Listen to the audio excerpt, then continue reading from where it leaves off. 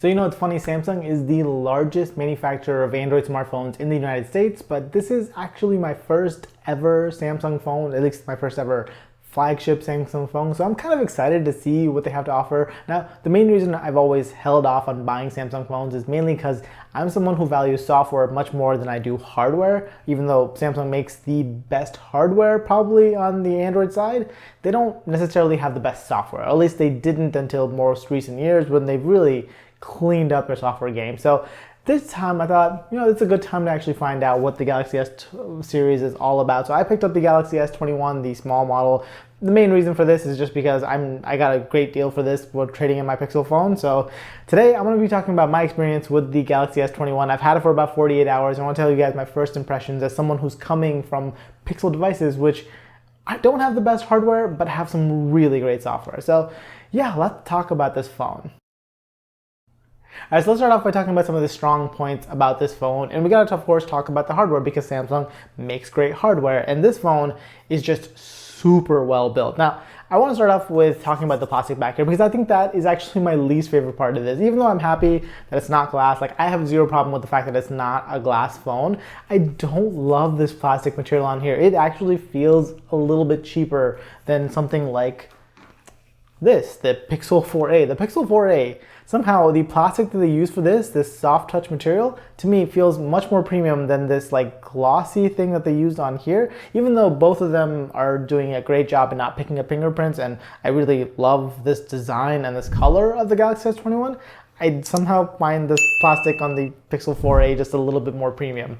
I know, it's a weird thing, but just something that's there. So I don't necessarily love this plastic, but fact is I'm gonna throw this thing out of case anyway, so it's not really a big deal. While we're back here, let's talk about these cameras. So Samsung did the nice thing. So they reduced it down to 3 cameras this year. Last year they had 4 cameras, one of them of course being a depth sensor, which it's gone now and good riddance. Who cares about having a depth sensor? Instead they kept 3 cameras, but these 3 cameras are a wide angle one, a ultra wide angle, and then a telephoto, which I think is the perfect combination of cameras. You don't have a janky macro camera or anything like that on here.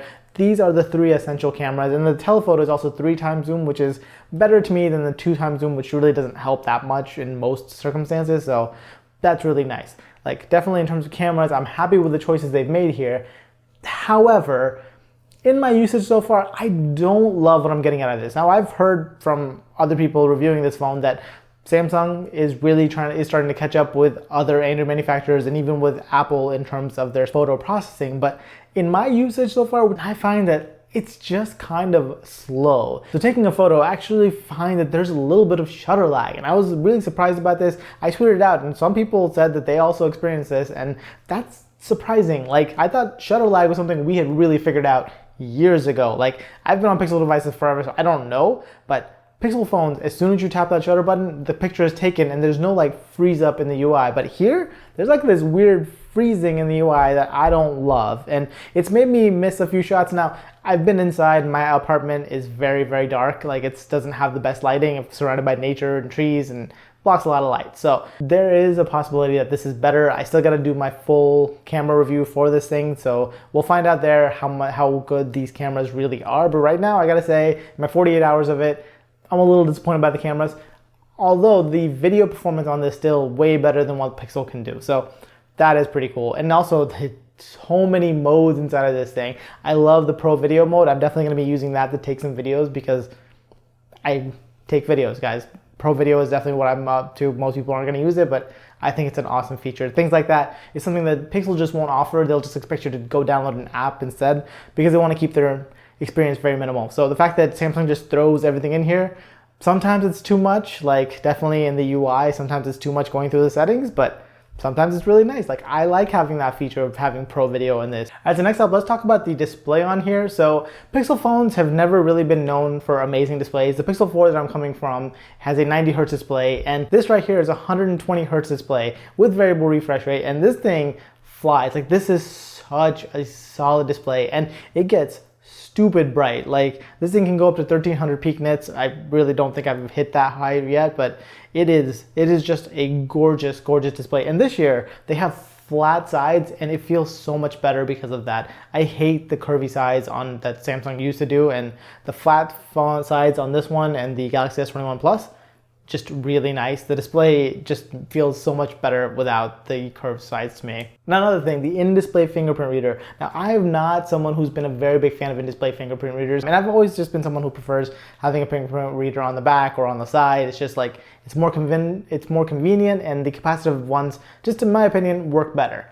However, this one with the in-display fingerprint reader has actually been pretty good. All you have to do is just tap it and it unlocks really consistently. Like, I know people complain about Samsung's fingerprint readers not working that well, but I have not had that experience. I know this is the second gen of the ultrasonic fingerprint reader, so maybe it's just been improved, but in my experience, the fingerprint reader has worked really well on this.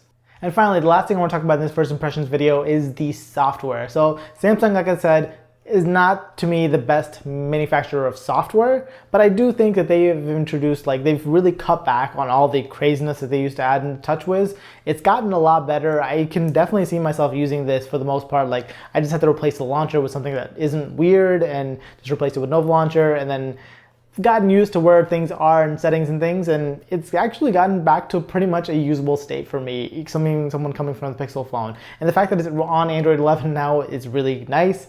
Hopefully it'll get Android 12 in a timely fashion. Like, they have gotten better with updates, and the fact that they are offering 3 years of updates for this phone is really good.